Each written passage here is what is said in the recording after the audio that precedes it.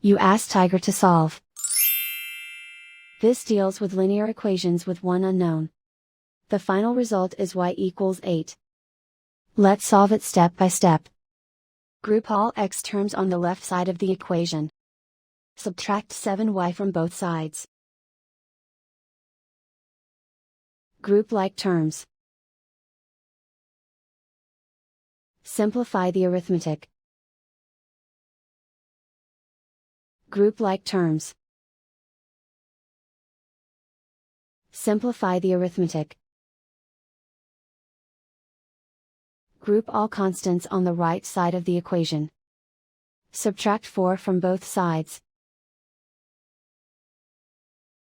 Simplify the arithmetic.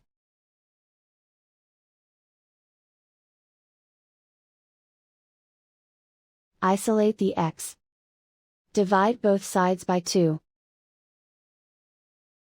Simplify the fraction. Find the greatest common factor of the numerator and denominator.